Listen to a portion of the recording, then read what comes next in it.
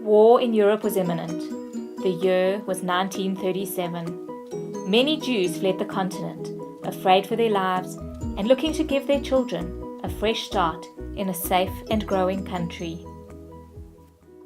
Jewish parents wanted to keep the Yiddish language alive, as well as continue to offer their children a rich and fulfilling Jewish heritage in a secular and unfamiliar world. And so in September 1937, a small committee who had faith, courage, and ambition decided to establish a Yiddish folk school in Johannesburg in Doornfontein. This was an afternoon Cheder school only, and the principal was Itzhak Charlash. Jewish life in Doornfontein continued to thrive right into the 40s and 50s. Children would go to Yiddish folk school, and on a Friday night and a Saturday morning, spent their time in the famous Lion Shul in the city of Doornfontein. The principal's name at this time was Chava Shwero, and she was in charge of the afternoon Cheder school. In the early 1940s, a nursery school was also opened to accommodate the growing Jewish community in Doornfontein. Rosa Wolf was the first principal of the Yiddish folk nursery school in the mornings.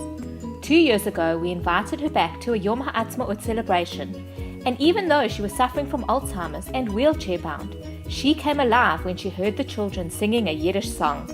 Sadly, she passed away this year. In 1950, the Jewish community was growing at such a rapid rate, and so many families were moving into the suburbs of Yeovil, Orange Grove, and Sydenham.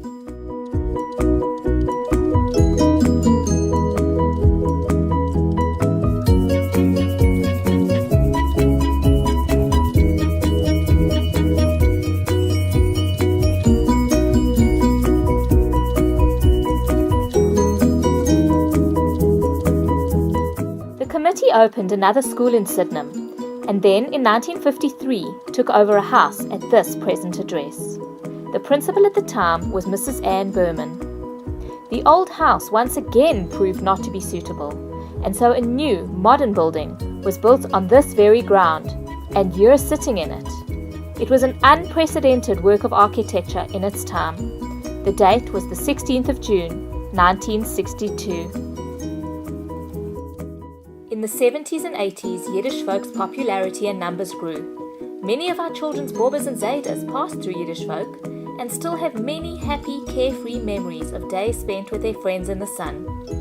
Hazel Blend headed up the school from 1967 for 40 years until she retired in 2007.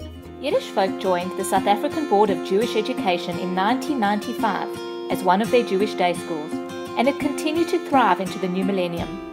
Hazel retired in 2007, and the school saw new leadership when Sheva Messiahs took the reins.